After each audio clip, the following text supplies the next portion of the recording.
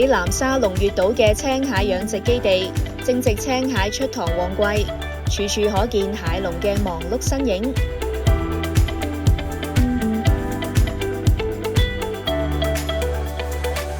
呢隻肉膏蟹，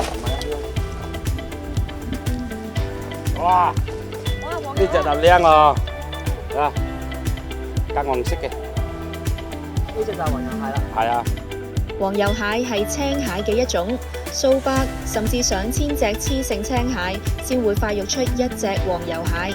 一隻高品質黃油蟹嘅價格喺1000到1500人民幣之間。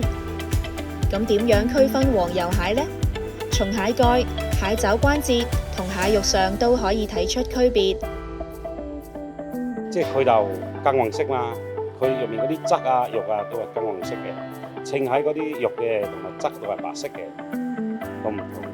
今年南沙全區青蟹養殖規模約2萬畝，預計年總產量近4000噸，年總產值約15億元。其中被譽為蟹中茅台嘅黃油蟹，年產量可達40噸左右，產值超過2億元。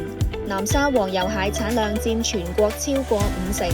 喺2023年更榮獲中國漁業協會授予嘅中國黃油蟹之鄉稱號，成為全國唯一獲此殊榮地區。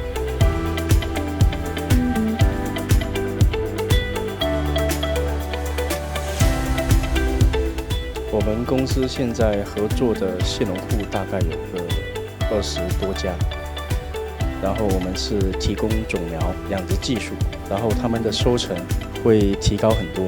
他們生產的黃油蟹都是由我們公司來去收購的，這樣子的話，他們養出來就不怕說，滯銷啊什麼的。